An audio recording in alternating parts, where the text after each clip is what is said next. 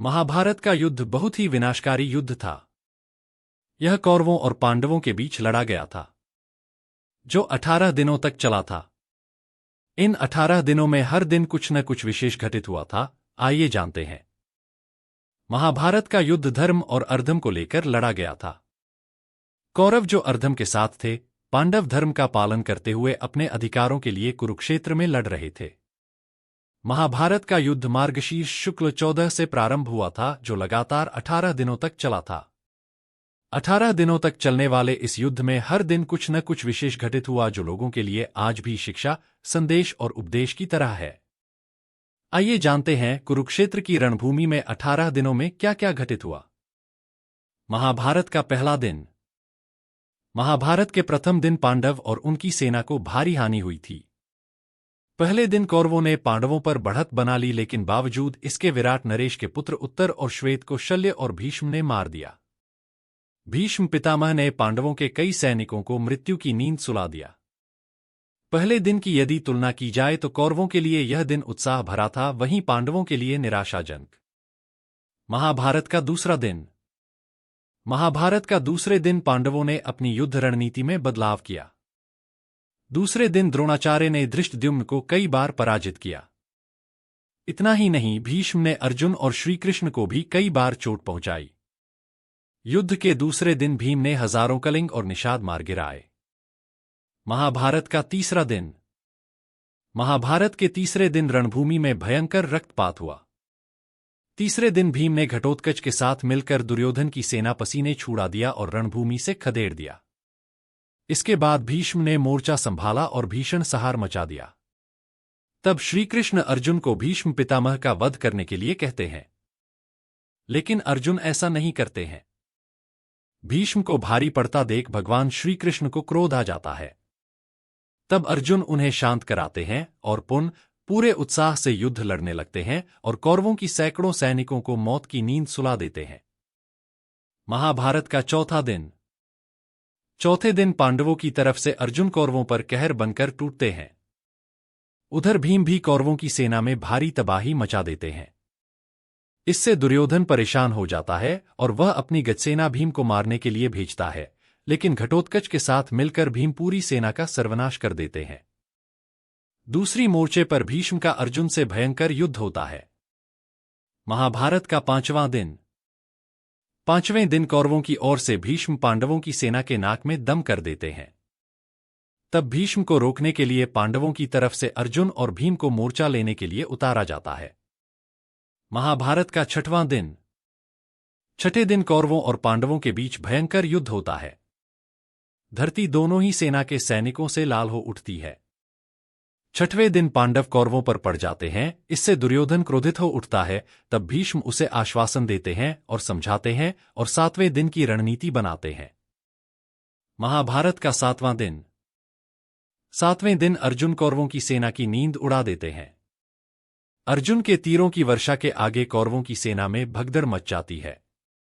लेकिन जैसे जैसे समय बीतता है कि भीष्म पांडवों की सेना पर हावी हो जाते हैं। लेकिन तब सूर्य अस्त हो जाता है और युद्ध थम जाता है। महाभारत का आठवां दिन। युद्ध के आठवें दिन की शुरुआत से ही भीष्म बढ़त बना लेते हैं। उनके तीरों के आगे पांडवों की सेना एक कदम भी आगे नहीं बढ़ा पाती है। लेकिन इसी बीच भीम धृतराष्ट्र के 8 पुत्रों का वध कर देते हैं। राक्षस अंबुलुष अर्जुन पुत्र इरावान का वध होते ही खलबली मच जाती है। घटोत्कच दुर्योधन को अपनी माया से परेशान करता है। लेकिन तभी तब भीष्म की आज्ञा से भगदत्त घटोत्कच, भीम, युधिष्ठिर और पांडवों के सैनिकों को पीछे ढकेल देता है। आठवां दिन कौरवों के लिए निराशा और दुख भरा रहता है। महाभारत का नवां दिन।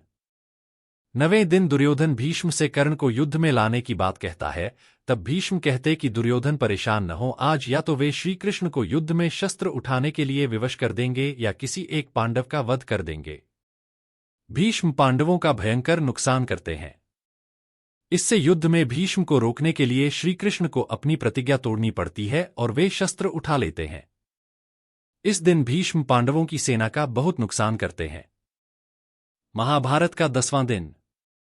10वें दिन पांडव श्रीकृष्ण के कहने पर भीष्म से उनकी मृत्यु का उपाय पूछते हैं।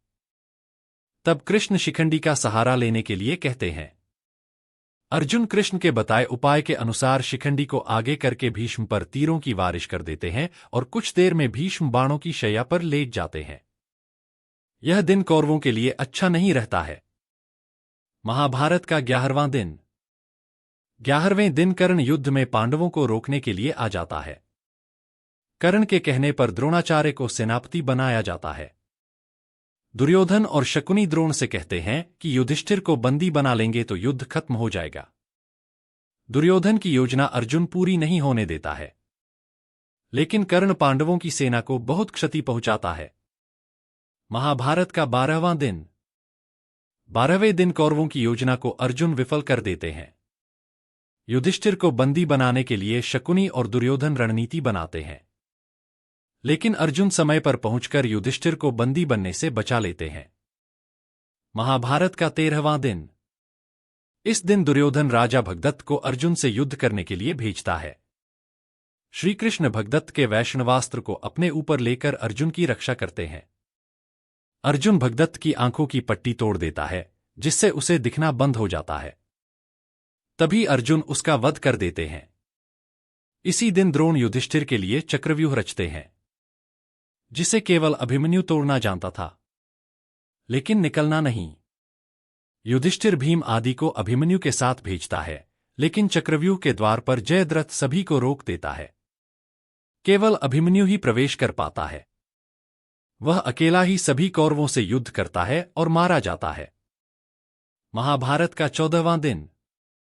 अर्जुन पुत्र की मौत का बदलने लेने की प्रतिज्ञा करते हैं। कौरव साजिश रचते हैं और जयद्रथ को छिपा देते हैं। इस बीच अंधेरा छा जाता है। यह श्री कृष्ण ने रची थी, लेकिन अर्जुन निराश होकर समाधि लेने की तैयारी करने लगते हैं। लेकिन तभी ऐन वक्त पर श्री कृष्ण द्वारा किए गए सूर्यास्त के कारण जयद्रथ बाहर आ जाता है। तभी श्री कृष्ण अर्जुन से जयद्रथ का वध करने के लिए कहते हैं, क्योंकि ये सूर्य ग्रहण था। सूर्य निकलते ही अर्जुन जयद्रथ का वध कर देते हैं। महाभारत का 15वां दिन। इस दिन पांडव छल से द्रोणाचार्य को अश्वत्थामा की मृत्यु का विश्वास दिला देते हैं, जिससे निराश हो द्रोण समाधि ले लेते हैं। इस दशा में धृष्टद्युम्न द्रोण का सिर काटकर वध कर देता है। महाभारत का 16वां दिन। इस दिन कर्ण पांडव सेना का भयंकर संहार करता है। कर्ण नकुल सहदेव को हरा देता है, लेकिन कुंती को दिए वचन के कारण उन्हें मारता नहीं है। भीम शासन का वध कर देते हैं और प्रतिज्ञा को पूरी करते हैं। महाभारत का 17वां दिन।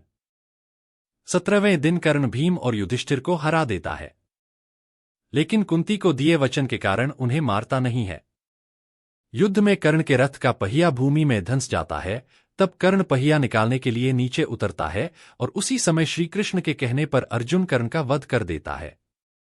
महाभारत का 18वां दिन। इस दिन भीम दुर्योधन के शेष भाइयों को मार देते हैं। उधर सहदेव शकुनी को मौत के घाट उतार देते हैं। अपनी पराजय मानकर दुर्योधन एक तालाब में छिप जाता है, लेकिन पांडव उसे ललकारते हैं और भीम से उसका गदायुद्ध होता है।